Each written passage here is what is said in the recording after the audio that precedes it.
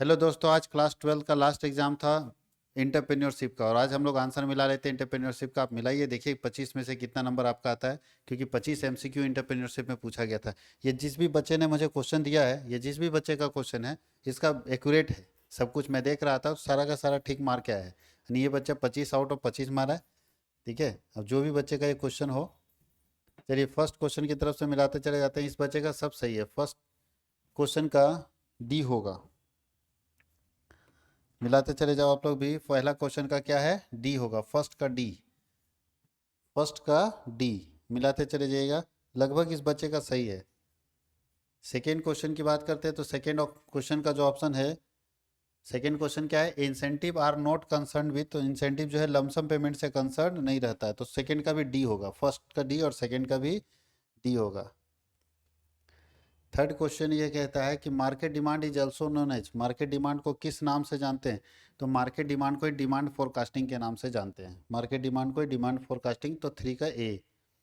Fourth है कि एक इंटरप्रेन्योर्स मतलब an entrepreneurs prefer which form of organisation. मतलब जब वो कोई बिजनेस में छोटा प्रोडक्शन करता है, तो किस तरह का बिजनेस जो है वो फॉर्म, वो कोशिश करता है कि स्मॉल स्केल प्रोडक्शन के लिए किस तरह का बिजनेस इस्तेमाल किया जाता है। ये एक गलती किया, कंपनी में छोटा नहीं होगा, सोल ट्रेड उसको दिखा नहीं, छोटा सा गलती यहाँ किया है।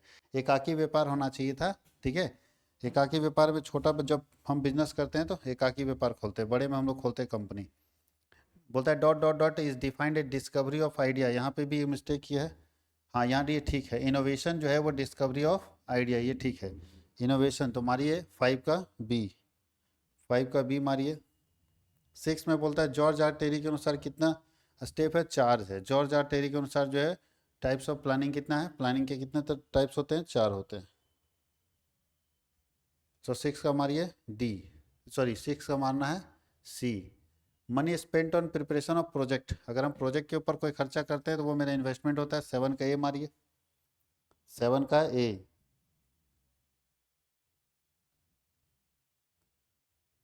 अब प्रोजेक्ट क्या होता है? देखिए ये सब बता चुके थे सुबह ही। क्लस्टर ऑफ एक्टिविटीज होता है प्रोजेक्ट। क्या होता है? क्लस्टर ऑफ एक्टिविटीज, बहुत सारी क्रियाओं का संग्रह। तो आठ का मारिए ए।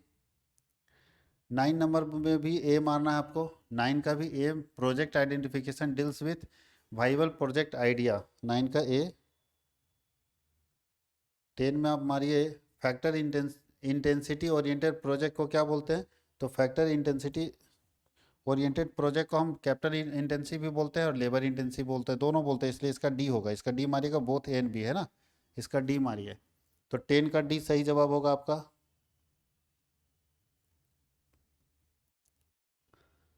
What does break even point? Break even point क्या शो करता है? No profit no loss point show करता है, जहाँ प्रॉफिट और जहाँ लॉस नहीं होता है। तो 11 का सी मारिए, सही जवाब है। 11 का सही जवाब सी।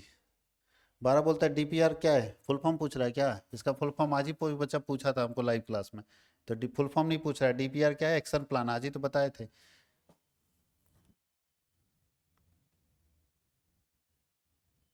एंड ये भी आज बताए थे। एनपीवी मेथड क्या होता है? नेट प्रेजेंट वैल्यू मेथड होता है। प्रेजेंट वैल्यू मेथड हम लोग बोलते हैं, प्रेजेंट वैल्यू ऑफ मनी निकालते हैं एनपीवी से। ये सब क्वेश्चन आज बताया गया था लाइव में। Which of the following is a kind of resources and it's source. बोलता है कि कितने तरह के रिसोर्स होते हैं? फिजिकल होता है, टेक्निकल होता है, ह्यूमन होता है। तो ऑल ऑफ दीज। तो 14 का डी मारिएगा। बोलता है वर्किंग कैपिटल का सोर्स क्या है? कहाँ कहाँ से? तो वर्किंग कैपिटल के अंदर ये भी आता है, ये भी आता है, ये भी आता है। तो वर्किंग कैपिटल का सोर्स क्या होता है? तो ऑल ऑफ दीज मार दीजिए। तो 15 का डी, 15 का डी। 16 ये करेंट रेशियो का आइडल रेशियो 2:1 होता है, तो सब लोग जानते हैं, अकाउंट्स पढ़ा हुआ बच्चा है, सारा लोग मार दिया होगा। करेंट रेशियो का ideal ratio 2:1। Project is prepare by. Project कोई भी बना सकता है, प्रोमोटर, मैनेजर और इंटरप्रेन्योर्स। तो ऑल ऑफ दीज इसका मारिए। तो 17 का डी मारिएगा, 17 का डी। 18 बोलता है increase in fix asset due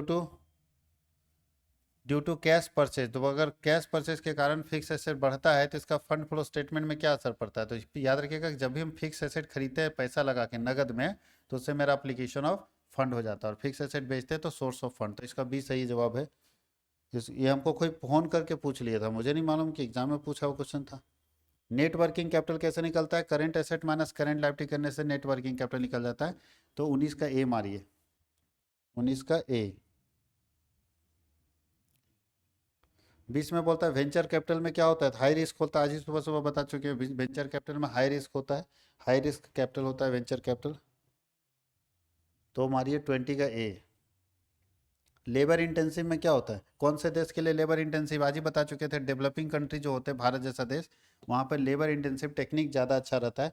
तो 21 का ए मारिए, लेबर इंटेंसिव टेक्निक भारत जैसे देश के लिए क्या होता है, ज़्यादा अच्छा होता है, तो इसका मारेंगे ए। बोलता है मार्केटिंग एक्सपेंडिचर का बर्डन किसके ऊपर पड़ता है, तो मार्केटिंग एक्सपेंडिचर का बर्डन जो है कंज्यूमर के ऊपर पड़ता है, मार्केटिंग एक्सपेंडिचर का बर्डन किसके ऊपर पड़ता है, कंज्यूमर के ऊपर पड़ता है। तो 22 का मारिए सी।